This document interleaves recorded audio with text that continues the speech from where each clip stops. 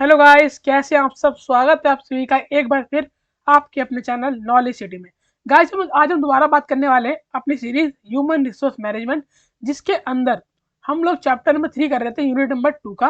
और आज चैप्टर 3 का सेकंड पार्ट है। अगर आपने पहला पार्ट नहीं देखा तो जाके देख लेना, या इससे पहले जाके देख लेना। पूरी प्लेलिस्ट का लिंक डिस्क्रिप्शन बॉक्स में है, ठीक है दोस्तों। ये पर्टिकुलर सीरीज हमारी है बीकॉम सेमेस्टर 3rd और 5th वाले बच्चों के लिए, ठीक है। चलिए शुरू करते हैं दोस्तों। आज का पहला टॉपिक मैं दोबारा बता रहा हूँ, पहला पार्ट देख लेना, वरना आज वाला पार्ट समझ में नहीं आएगा। देखिए, आइडेंटिफाइंग ट्रेनिंग नीड। गाइस, हम चैप्टर पढ़ रहे हैं ट्रेनिंग एंड डेवलपमेंट। हम बच्चों को बोले या बोले जो हमारे नए एम्प्लॉयज आ रहे हैं, ठीक है, हम उनको ट्रेनिंग दे रहे हैं, ठीक है, हम उन्हें डेवलपमेंट कर रहे हैं। हम उन्हें ट्रेनिंग क्यों दे रहे हैं? अगर हमने किसी एम्प्लॉय को रिक्रूट किया है, भर्ती किया है, तो उसको कुछ तो नॉलेज होगी, कुछ तो काम आता होगा। तो क्यों हम उसे ट्रेनिंग दे रहे हैं? क्यों अपना टाइम वेस्ट कर रहे हैं, अपना रिसोर्सेज वेस्ट कर रहे हैं? वेस्ट कर रहे हैं इसलिए बोल रहा हूँ कि क्या ये सच में वेस्ट है या वेस्ट नहीं है, जानेंगे इस वीडियो में। देखिए, identifying training needs. All training activities, एक minute, all training activities must be related to the specific need of the organization and the individual employee। कि गाइस, जितनी भी ट्रेनिंग कराई जाती है वो ट्रेनिंग ऐसे ही नहीं कराई जाती हवा में, कुछ भी सिखा रहे हैं, नहीं। वो जो भी सिखाते हैं वो उस चीज को ध्यान में रख के सिखाते हैं जो काम उसे आगे जाके करना है। दो लोगों की नीड, एक ऑर्गेनाइजेशन की नीड और एक आपकी एम्प्लॉय की नीड, दोनों की नीड को पूरा करने के लिए ट्रेनिंग कराई जाती है। कौन सी नीड दोस्तों? ऑर्गेनाइजेशन क्या नीड होती है? ऑर्गेनाइजेशन में इतनी नीड होती है कि उसके पास एम्प्लॉय आए, वो फुल एफिशिएंट हो, फुल स्किल्ड हो, सारा काम आता हो, सारा काम आता हो, मतलब अच्छे से आता हो कि टाइम पे सारा काम करके दे। यही उसकी एक नीड है, ताकि उसका गोल पूरा हो पाए ऑर्गेनाइजेशन का, ठीक है। एम्प्लॉय की नीड क्या है? एम्प्लॉय के अगर उसे नॉलेज दी जाएगी, तो ट्रेनिंग दी जाएगी, उसे काम पहले से अच्छे से आता होगा, तो वो भी मोटिवेट होगा और काम अपना अच्छे से करेगा। तो दोनों की नीड पूरी होंगी, ठीक है। वो अच्छा काम करेगा एम्प्लॉय, तो उसको सैलरी मिलेगी, बोनस मिलेगा, प्रमोशन मिलेगा, और उसके अच्छे काम करने से ऑर्गेनाइजेशन की सक्सेस के चांसेस बढ़ जाएंगे, उससे गोल पूरे होते रहेंगे, ठीक है। अब देखिए, training needs can be identified through the following types of analysis. Training need को हम तीन तरीके से पता लगा सकते हैं। पहला, ऑर्गेनाइजेशन एनालिसिस, पूरी ऑर्गेनाइजेशन पूरे बिजनेस को एनालाइज करके। दूसरा, टास्क रोल, जो भी काम उस बिजनेस के अंदर होता है, ठीक है, उसको एनालाइज करके। और तीसरा, पर्सन एनालिसिस, कि जो भी पर्सन में काम करते हैं, वर्कर्स, एम्प्लॉइज, उनको एनालाइज करके हम इन तीन चीजों को एनालाइज करके वहां की बिजनेस की नीड को बता सकते हैं। देखिए, पहला हमारा organisation analysis, study of entire organisation in terms of its objective. कि पूरी ऑर्गेनाइजेशन के स्टडी करना ही हमें बताता है ऑर्गेनाइजेशन एनालिसिस क्या होता है। देखिए, एक बिजनेस में आप गए, हर बिजनेस का अपना अपना काम होता है। जैसे कि कोई बिजनेस है कपड़े बनाता है, ठीक है, कपड़े मैन्युफैक्चर करता है। कोई बिजनेस है जो ट्रेडिंग करता है। ट्रेडिंग जानते हैं ना? ट्रेडिंग क्या होता है कि आप बना बनाया माल खरीदे और उसको आगे बेचे, उसे बोलते हैं ट्रेडिंग। कोई बिजनेस सर्विस देता है, ठीक है, कोई वस्तु बनाता है। तो हर बिजनेस का अपना अलग अलग काम होता है। उसके काम के हिसाब से ही उसके एम्प्लॉय को भर्ती करते हैं, उन्हें सिखाते हैं। अब कोई बिजनेस है जिसका काम है कपड़े मैन्युफैक्चर करना, जो कपड़े बनाता है, ठीक है। एग्जाम्पल लेते हैं रेमंड। रेमंड एक बहुत बड़ी कंपनी है किसी क्लॉथ की। अब रेमंड के अंदर जितने भी वर्कर लेंगे, वो लेंगे उन लोगों को जो स्किल हो, जिन्हें काम आता हो कपड़ों के रिलेटेड, ठीक है। अब मान लीजिए कपड़े बनाने के लिए चाहिए, तो वर्कर चाहिए होंगे जिन्हें मशीनें चलाने आने चाहिए। अच्छा, सेलिंग डिपार्टमेंट में वो बंदा चाहिए होगा जिसे सेलिंग करने का एक्सपीरियंस हो। परचेजिंग डिपार्टमेंट, अकाउंटिंग डिपार्टमेंट, बड़ा बिजनेस है, डिपार्टमेंट बहुत सारे होंगे। तो हर डिपार्टमेंट की जो नीड होती है उसके हिसाब से ही हम वहाँ के लोगों को चूज करते हैं, उनका चयन करते हैं। देखिए, इसमें क्या है। पहला, एनालाइज ऑफ ऑब्जेक्टिव। सबसे पहले बिजनेस का हम ऑब्जेक्टिव एनालाइज करते हैं कि बिजनेस का उद्देश्य क्या है, बिजनेस का गोल क्या है। फिर रिसोर्सेज यूटिलाइजेशन एनालिसिस, कि उसके रिसोर्सेज कितने हैं, कितने रिसोर्सेज है बिजनेस के पास। देखिए, जितने रिसोर्सेज हो उसी को ध्यान में रख के हम लोगों का चयन करते हैं। मान लीजिए रिसोर्सेज कम है, आपने लोग ज़्यादा लगा दिए। एग्जाम्पल के लिए, आपको 10 वस्तुएं बनानी है। अब 10 वस्तुओं की मान लीजिए एक वस्तु एक व्यक्ति बना सकता है, तो 10 वस्तु के लिए 10 व्यक्ति चाहिए, ठीक है। लेकिन आपने 10 वस्तु को बनाने के लिए 20 व्यक्तियों को लगा दिया, तो 10 तो काम करेंगे लेकिन 10 खाली बैठेंगे। वो क्या, हमारे रिसोर्स वेस्टेज है, कि वो हमारे लोग खाली बैठे, उन्हें फालतू में सैलरी देनी पड़ रही है, कुछ काम कर नहीं रहे। इसीलिए हमें पहले ही पता लगा लेना है कि हमारे को रिसोर्स खाली ना बैठे, उनका पूरा यूटिलाइज हो। अगला क्या, एनवायरमेंटल स्कैनिंग। पूरे बिजनेस के एनवायरमेंट को स्कैन करना पड़ेगा कि बिजनेस का एनवायरमेंट कैसा है, क्या डे बाई डे चेंज होता है, क्या हमें टाइम टाइम चेंज करना पड़ता है। उस हिसाब से लोगों को लेंगे, हम ऐसे लोगों को लेंगे जो टाइम टू टाइम अपनी नॉलेज को चेंज करते रहे, नई नई चीज़ सीखने के लिए उत्सुक रहे। ये नहीं कि उन्हें सीखने में ही बड़ा वो लग रहा है, आलस आ रहा है, क्या कौन सीखे बार बार, नहीं। हमें ऐसे व्यक्ति चाहिए जो मोटिवेट हो, हर समय नया काम सीखने के लिए तैयार हो। अगला, ऑर्गेनाइजेशनल क्लाइमेट एनालिसिस, दूसरा ऑर्गेनाइजेशनल क्लाइमेट कैसा उसको एनालिसिस करके भी हम ऑर्गेनाइजेशन का एनालिसिस कर सकते हैं। आगे टास्क और रोल एनालिसिस, अब वहां जो काम हो रहा है उसको एनालाइज करेंगे। देखिए this is a detailed examination of job, इससे मालूम चलता है कि जॉब के बारे में पूरा काम, its component, its various operation and condition under which it has to be perform. इसके अंदर एनालाइज करते हैं उस काम को जो काम एक व्यक्ति को करना है। फॉर एग्जाम्पल एक राम है, हम राम को भर्ती कर रहे हैं, ठीक है। अब राम ने जो अप्लाई किया था वो किया था अकाउंटेंट की पोस्ट के लिए, तो आप उसे जो ट्रेनिंग देंगे वो हम देंगे अकाउंटिंग के वर्क की, इससे जो काम आगे करना है। हम याद रखना दोस्तों, ट्रेनिंग उसी चीज की कहते हैं जो उस व्यक्ति से हमें कराना होता है। ये नहीं उसे कराने में अकाउंटिंग है, हम ट्रेनिंग उसे सेलिंग की दे रहे हैं, ट्रेनिंग उसे परचेजिंग की दे रहे हैं, नहीं, जो भी काम उसे कराना उसे वही ट्रेनिंग दी जाएगी, उसके एक्स्ट्रा उससे कम नहीं दी जाएगी, ठीक है। अगला है person analysis, focus is on individual in a given job. अब जो इंडिविजुअल काम कर रहा है उसके ऊपर फोकस करेंगे तो हम अपना पर्सन एनालिसिस कर सकते हैं। We try to find out whether performance is satisfactory and training is required. सबसे पहले हम उस व्यक्ति को देखेंगे जो हमारे पास आया है रिक्रूटमेंट हो गए कि क्या उसको ट्रेनिंग की जरूरत है। फॉर एग्जाम्पल हमने उसे अकाउंटेंट की जॉब के लिए भर्ती किया है, उसे अकाउंटिंग का सारा काम पहले से ही आता है, तो क्या हम टाइम वेस्ट करेंगे उसे ट्रेनिंग देने में 6 महीने? नहीं, हम डायरेक्ट उसे काम पे लगा देंगे। Second, whether employ is capable of being trained in a specific area in which training is needed. हो सकता है उसे आधा काम आता हो आधा ना आता हो, तो जो आधा काम आता है वो नहीं सिखाएंगे उस द्वारा, जो नहीं आता हम उस पर फोकस करेंगे। तीसरा, third, whether poor performance on the job need to replace. ये जो पहले से हमारे पास काम कर रहे हैं पुअर परफॉर्मेंस कौन होते हैं? जो अच्छे से काम नहीं करते, क्या हम उन्हें रिप्लेस कर दें, मतलब उन्हें हटा दें जॉब से, उनके अगर नए लगाएं, या उन्हीं को हम काम सिखाएंगे, उन्हीं को हम ट्रेनिंग दोबारा से दें, ये भी सोचना पड़ता है, ठीक है। आगे बढ़ते हैं दोस्तों, अगला टॉपिक हमारा प्रिंसिपल ऑफ लर्निंग। एक मिनट गाइस,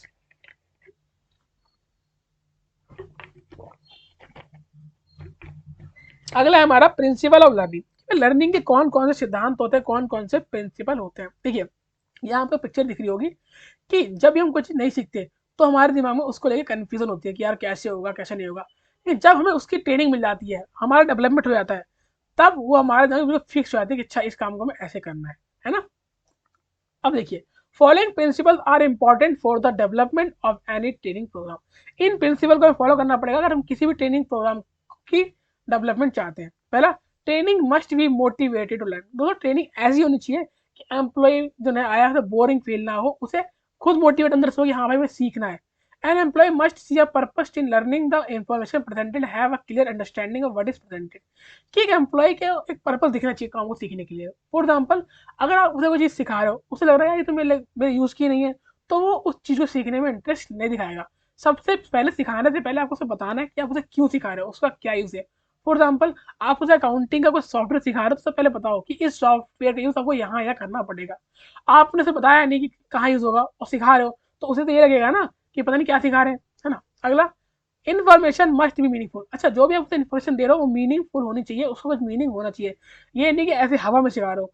फॉर एग्जाम्पल काम उसका अकाउंटिंग है, आप उसे सेलिंग का काम सिखा रहे हो, भाई उसे सेलिंग का काम ही नहीं करना तो क्यों सिखा रहे हो फालतू में ही। अगला, learning must be reinforce, new ideal skill need to be practice as soon as they learn. देखिए गाइस, जो भी आप उसे सिखा रहे हो आपको यह ध्यान रखनी है कि उसका टाइम टू टाइम रिवीजन होता रहे, उसे बार बार याद दिलाते रहे, क्योंकि दोस्तों ह्यूमन माइंड के एक कंसेप्ट होता है कि हम कोई भी चीज़ 48 घंटे के अंदर आधी भूल जाते हैं अगर हम उसे रिवाइज ना करें। एग्जाम्पल, आपने आज कोई क्वेश्चन आंसर याद किए, अगर आपने उन क्वेश्चन आंसर को 48 घंटे के अंदर दोबारा नहीं पढ़ा तो आप उनमें से आधा भूल जाओगे।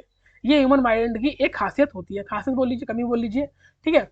याद कीजिए बचपन में हम क्या करते थे, टेबल थे या आसन था या एबीसीडी थी, हम उसे बार बार डेली पढ़ते थे, मैम को सुनाते थे, तभी हमें वो आज तक याद है। अगर मैम ने हमें एक ही बार पढ़वाया होता, दोबारा हमसे पूछा ही नहीं होता, तो क्या हमें आज याद होता?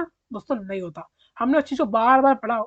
दोस्तों देखिए, याद रखिए, दो तरह की मेमोरी होती है। कैसी दो तरह की मेमोरी? मैं आपको समझाता हूँ, एक मिनट। हाँ दोस्तों, दो तरह की मेमोरी हमारे दिमाग में होती है। एक होती है हमारी, आप बोल सकते हैं शॉर्ट मेमोरी, और एक होती है हमारी, एक होती है शॉर्ट टर्म मेमोरी और एक होती है हमारी लॉन्ग टर्म। ये है हमारी शॉर्ट टर्म मेमोरी और बड़ी वाली क्या है हमारी लॉन्ग टर्म मेमोरी। आपको समझा देते हैं एक बार, देखिए ये है हमारी शॉर्ट टर्म मेमोरी और ये है हमारी लॉन्ग टर्म मेमोरी। दोस्तों शॉर्ट टर्म मेमोरी क्या होता है? जब भी आप कोई चीज़ पढ़ रहे हैं, फॉर एग्जाम्पल अभी आप, मैं पढ़ा रहा हूँ, आप पढ़ रहे हैं, ठीक है, आपको किताब पढ़ रहे हैं, तो जब भी आप कोई चीज़ पढ़ रहे होते हैं ना, वो आपकी शॉर्ट टर्म मेमोरी में सबसे पहले वो चीज़ आपकी शॉर्ट टर्म मेमोरी के अंदर जाती है, ठीक है गाइस। कुछ चीज़ आपने पढ़ी वो आपकी शॉर्ट टर्म मेमोरी में जाएगी। अच्छा पढ़ के आपने रख दी, तो 48 घंटे उससे पहले धीरे धीरे वो चीज़ यहाँ से क्या होने लगेगी, धीरे धीरे वो चीज़ यहाँ से गायब होने लगेगी। और एक टाइम ऐसा आएगा जब वो पूरी यहाँ से दोस्तों गायब हो जाए। क्यों? क्योंकि आपने उसे रिवाइज नहीं किया। आपने उसे क्या नहीं किया, आपने उसे रिवाइज नहीं किया। लेकिन दोस्तों अगर आप उसको टाइम टू टाइम रिवाइज करते रहते, क्या, अगर आप उसको time to time guys revise करते रहते तो क्या होता? तो दोस्तों होता क्या है, अगर आप उस चीज़ को टाइम टू टाइम रिवाइज करते हैं तो धीरे धीरे वही चीज़ धीरे धीरे करके आपकी लॉन्ग टर्म मेमोरी में जाने लगती है।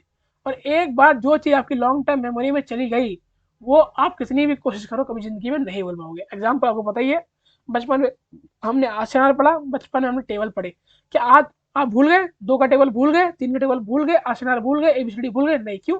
क्योंकि उसे हमने बार बार पढ़ा, उसका हमने बार बार रिविजन किया, जिससे कि वो चीज़ हमारी शॉर्ट टर्म मेमोरी से उठ के हमारी लॉन्ग टर्म मेमोरी में चली गई।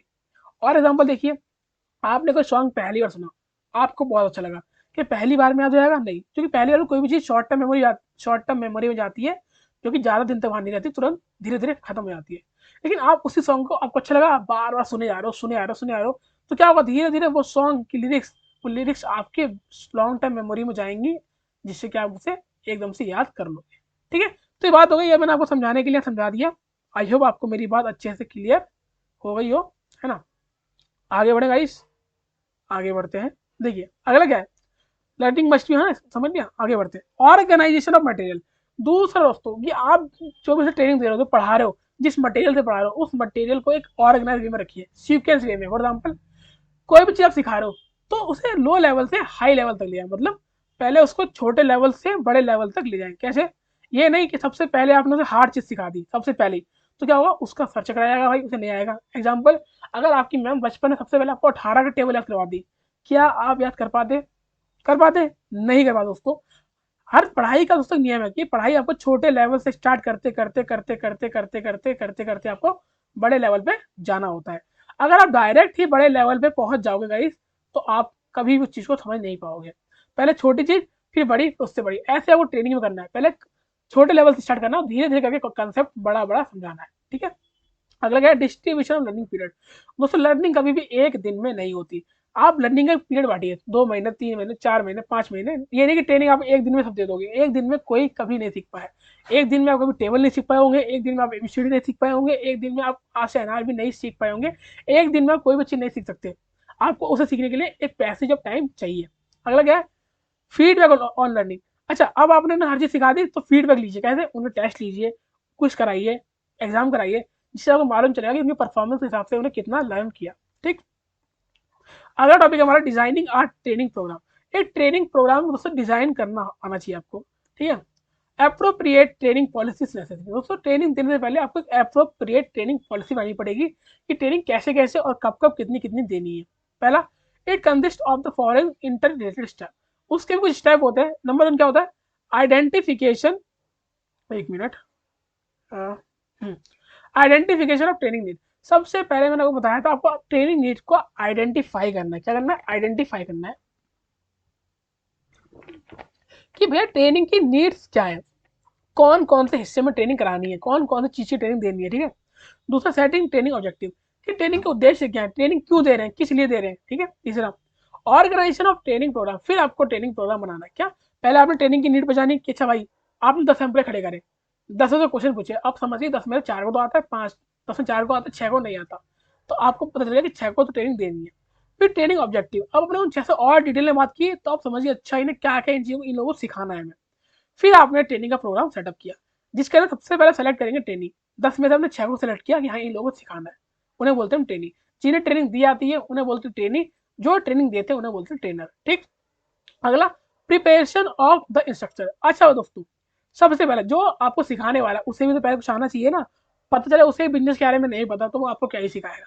ठीक है, तो आपको ऐसा व्यक्ति रखना है सिखाने के लिए जिससे सब कुछ पहले से पता हो। अगला, डिटर्मिनेशन ऑफ ट्रेनिंग पीरियड। फिर आपको ट्रेनिंग पीरियड डिटरमाइन करना है कि कितने दिनों का, कितने महीनों का हमें ट्रेनिंग पीरियड रखना है। आप लोगों की कैपेसिटी देख के बता सकते हो कि अच्छा इन्हें 1 महीना लगेगा सीखने में, इन्हें 3 महीने लगेगा, इन्हें 6 महीने लगेगा सीखने में। अगला, ट्रेनिंग मेथड एंड मटेरियल, कि ट्रेनिंग के मेथड किस तरीके से सिखाओगे, कौन कौन से मटेरियल यूज करोगे, वो भी। और अगला, इवैल्यूएशन ऑफ ट्रेनिंग, कि ट्रेनिंग सिखाने का तुलना भी करनी है कि पहले इसको व्यक्ति को कितना आता था, अब इस व्यक्ति को कितना आता है, कुछ बढ़ा या कुछ घटा। ठीक है, अगला क्या है, मैथड ट्रेनिंग, कि ट्रेनिंग के कितने मेथड होते हैं। दोस्तों ट्रेनिंग के 3 सबसे इंपॉर्टेंट मेथड होते हैं। पहला ऑन द जॉब, दूसरा वेस्टिब्यूल और तीसरा of the job. On the job training, under this worker is given training at the work place by his immediate supervisor. पढ़ के मालूम चल रहा है ऑन द जॉब ट्रेनिंग वो ट्रेनिंग होती है जो बंदे को काम करते करते हैं ऑन द जॉब, जॉब के साथ साथ सिखाया जाता है। ठीक है, इसके कौन कौन से टाइप से, पहला जॉब इंस्ट्रक्शन ट्रेनिंग, इसके अंदर क्या होता है, जब व्यक्ति काम कर रहा है उसको काम के साथ साथ ही इंस्ट्रक्शन मिलते रहते हैं, सॉरी, है ना। फॉर एग्जाम्पल, किसी व्यक्ति को आपने अकाउंटेंट में रखा, तो उसे आप अपने साथ कंप्यूटर बैठाएंगे और उसे बताते रहेंगे कि ये सिस्टम, ये ऐप खोलो, ठीक है, इस आइकन में क्लिक करो, ये टाइप करो, तो क्या है वो काम भी कर रहा है और सीख भी रहा है। दूसरा कोचिंग, कोचिंग क्या होता है कि जॉब के अंदर ही उसे अलग से 1 घंटे 2 घंटे साथ बैठा के सिखाना। तीसरा मेंटोरिंग, मेंटोरिंग क्या होता है दोस्तों, मेंटरिंग, जिसके अंदर बिजनेस में एक व्यक्ति अपने जूनियर को सिखाता है, नए जूनियर आए उनके ऊपर एक हेड व्यक्ति रख दिया जाता है कि आपको ये सारी चीजें सिखानी है, वो उनका मेंटोर बन जाता है। चौथा जो दोस्तों होता है जॉब रोटेशन, जॉब रोटेशन क्या होता है दोस्तों, जब एक व्यक्ति की पोस्ट चेंज करते रहते हैं टाइम टू टाइम, जिससे कि हर पोस्ट का काम सीख ले। फॉर एग्जाम्पल, आज वो जूनियर अकाउंटेंट की पोस्ट का काम कर रहा है, उसको कुछ दिन के लिए सीनियर अकाउंटेंट की पोस्ट भेजा गया जिससे वहां का काम देख ले, फिर दूसरे अकाउंटेंट की पोस्ट पे, फिर किसी और के अंडर में, ऐसे क्या होगा वो हर पोस्ट का काम धीरे धीरे सीख लेगा। अगला अप्रेंटिसशिप ट्रेनिंग, दोस्तों ये जो अप्रेंटिसशिप ट्रेनिंग होती है ये होती है दोस्तों लो स्किल्ड वर्कर्स के लिए, जैसे कि जो अपने आपके वर्कर होते हैं ना, जो कम स्किल वाले होते हैं उनके लिए, जिनके ऊपर एक व्यक्ति रखा जाता है सिखाने के लिए मशीनें चलानी कैसे हैं, मशीनों का काम करना कैसे। अगला कमेटी असाइनमेंट, जब एक कमेटी उठाई जाती है इन लोगों को ट्रेनिंग देने के लिए, ठीक है, कि 4-5 लोगों की कमेटी बनाई गई, वो इनको देखती है कि कैसे काम कर रहे हैं। अगला देखते हैं वेस्टिबल ट्रेनिंग क्या होता है, it is used to designate training in a classroom for semi skill jobs. ये भी सेमी स्किल जॉब्स के लिए होती है, जिसके अंदर देखिए फोटो में देख रहे होंगे व्यक्ति काम कर रहा है और दूसरा उससे सुपरवाइज कर रहा है, सिखा रहा है कैसे करना है, ठीक है। अगला ऑफ द जॉब, पढ़ के मालूम चल रहा है कि जो जॉब से हटके सिखाया जाए, जिसके अंदर पहला तो रोल प्लेइंग, रोल प्लेइंग क्या होता है कि आपको बिल्कुल एक्चुअल जॉब की तरह रोल दिया जाएगा, एक मशीन दी जाएगी, वहाँ काम करो बिल्कुल एक्चुअल जॉब की तरह, वो एक्चुअल नहीं होगा लेकिन आपको काम सिखाया जाएगा। फॉर एग्जाम्पल कि टैली के अंदर आपसे एंट्री करवाएंगे, एंट्री है झूठी मूठी की बोल दिया, हम खरीद के लाए, हम बेच के कुछ बेचने गए, कुछ बेचा कुछ खरीदा, आप एंट्री कर रहे हो, क्या वो एंट्री आप असली कंपनी में कर रहे हो, नहीं, आपने अपनी खुद की कंपनी में प्रैक्टिस करने के लिए और वहाँ आप एंट्री कर रहे हो। अगला क्या है स्पेशल लेक्चर कम डिस्कशन, कि आपको लेक्चर दिया जाएगा, लेक्चर समझाया जाएगा। तीसरा कॉन्फ्रेंस ट्रेनिंग, कॉन्फ्रेंस आप जानते हो बहुत सारे लोगों बैठा के कॉन्फ्रेंस की जाती है, सब लोग आपस में डिस्कस करते हैं। अगला प्रोग्राम इंस्ट्रक्शन, पूरा एक प्रोग्राम बनाया जाता है, प्रोग्राम रखा जाता है जहाँ पे आप लोगों को बुलाया जाता है, आपको इंस्ट्रक्शन दिए जाते हैं कि कैसे कैसे काम करना है। अगला केस स्टडी, केस स्टडी क्या होगा, आपको एक सिचुएशन दी जाएगी और आपसे उसका जवाब पूछा जाएगा कि मान लीजिए अगर ऐसे दिक्कतें आई तो आप इसमें कैसे वो करोगे, रिएक्शन करोगे, ठीक है। अगला दोस्तों बेनिफिट ट्रेनिंग, हमने इतनी ट्रेनिंग दी, इसका बेनिफिट क्या है, ठीक है, देखते हैं। आई होप आपको यहाँ तक समझ में आ गया हो, गला सूख जाता है। देखिए हायर प्रोडक्टिविटी, दोस्तों बेनिफिट ट्रेनिंग क्या होता है, ट्रेनिंग का बेनिफिट पहले हम पढ़ रहे हैं टू एम्प्लॉयर्स, कि जो बिजनेसमैन होते हैं जहां व्यक्ति काम कर रहा है उनको क्या फायदा मिला ट्रेनिंग देने से। सबसे पहला उन्हें फायदा मिला कि हायर प्रोडक्टिविटी, कि भैया अब जब एम्प्लॉय जो आया उसे पूरी ट्रेनिंग दे दी गई है, अब वो अपने पूरे मोटिवेशन से काम करेगा और अच्छा काम करेगा तो हमारी प्रोडक्टिविटी बढ़ेगी। अगला बेटर क्वालिटी, काम का क्वालिटी अच्छी होगी, कॉस्ट कम आएगी, देखिए अब उसे काम पहले से आता है तो गलती कम करेगा, गलती कम करेगा तो कॉस्ट कम आएगी। कैसे गलती, मतलब कि अब मशीन से यूज करेगा तो मशीन खराब नहीं होगी, कुछ कटेगा फटेगा नहीं, तो इससे क्या होगा हमारी कॉस्ट कम आएगी। अगला रिड्यूस सुपरविजन, जब उसे काम पहले से आ ही गया, उससे ट्रेनिंग में हमने हर चीज सिखा दी, तो अब उसके ऊपर दूसरा व्यक्ति जो उसे सुपरवाइज करे रखने की नीड नहीं है, ठीक है ना। पहले क्या होता था कि उसे काम नहीं आता तो उसके ऊपर एक व्यक्ति रखा जाता था कुछ दिनों के लिए जो उसे देखेगा कैसे काम कर रहा है, अब वो रखने की नीड नहीं है। अगला लो एक्सीडेंट, और एक्सीडेंट कम होंगे, काम पहले से आता है, मशीन चलानी पहले से आती है तो एक्सीडेंट कम होंगे। अच्छा अब हम देखेंगे कि बेनिफिट क्या होगा एम्प्लॉय को, जो नया एम्प्लॉय आया है, पहला उसका खुद का कॉन्फिडेंस बढ़ेगा, उसे काम पहले से आता है तो अब उसे दिक्कत होगी नहीं काम करने में। अगला हायर अर्निंग, अच्छा काम करेगा बोनस मिलेगा, ठीक है, सैलरी मिलेगी ज़्यादा तो उसकी हायर अर्निंग हो गई। सेफ्टी भी होगी, क्यों, अच्छे से काम करेगा तो उसकी जॉब की भी सेफ्टी होगी, खुद की भी सेफ्टी होगी। खुद की ऐसे मशीन चलानी पहले से आती है तो हाथ वाथ मतलब मशीन में नहीं जाएंगे या कुछ मिस हैपनिंग नहीं होगी। और जॉब की सेफ्टी कैसे, अच्छा काम करेगा तो जॉब से निकाला नहीं जाएगा, जॉब की सेफ्टी भी हो गई। एडेप्टेबिलिटी क्या होगी, अब उससे नई नई चीज़ और सीख सकता है, जब उसे पुराना काम आ गया तो अब साथ में कुछ और भी नया नया सीख सकता है। प्रमोशन भी हो जाएगा और न्यू स्किल भी सीख जाएगा। फॉर अच्छा इफेक्टिवनेस, ट्रेनिंग की इफेक्टिवनेस क्या है दोस्तों, फॉलोइंग क्राइटेरिया में भी use to measure the effectiveness of training. अगर वो पता करना है कि ट्रेनिंग इफेक्टिव है नहीं तो आपको इन क्राइटेरिया को देखना होगा। पहला रिएक्शन, कि काम करने के बाद व्यक्ति का रिएक्शन कैसा है, अच्छा रिएक्शन है, अच्छा काम कर रहा है तो इसका मतलब ट्रेनिंग इफेक्टिव है। लर्निंग कि उसने क्या सीखा, उससे पूछिए, जवाब कीजिए। अगर वो आंसर दे पा रहा है तो उसका मतलब ट्रेनिंग अच्छी थी। बिहेवियर, उसका पहला बिहेवियर कैसा था और ट्रेनिंग के बाद बिहेवियर कैसा हुआ। ठीक है। रिजल्ट कि काम कर रहा है, काम करने के जो वो माल बना रहा है उसकी क्वालिटी कैसी है, क्वालिटी अच्छी है या बुरी है। अच्छी है तो समझो ट्रेनिंग उसने अच्छे से पा ली। और तो आखिरी टॉपिक हमारा रीट्रेनिंग। तो कुछ एम्प्लॉय होते हैं जो बहुत पुराने काम कर रहे हैं लेकिन अब नई नई टेक्नोलॉजी आ गई है, तो उन्हें भी हमें टाइम टू टाइम रीट्रेनिंग करना पड़ता है, उन्हें दोबारा ट्रेनिंग देनी पड़ती है, उसी को हम बोलते हैं रीट्रेनिंग। तो गाइस यहाँ पे आपका chapter number 3 training and development हो गया फिनिश। इसी के साथ हमारी यूनिट नंबर 2 भी हो गई फिनिश। आई होप वीडियो आपको अच्छी लगे तो लाइक करें, कमेंट करें, शेयर करें। ठीक है। इसे पूरा देख लेना, इससे पहले वाली वीडियो भी देख लेना। ठीक है।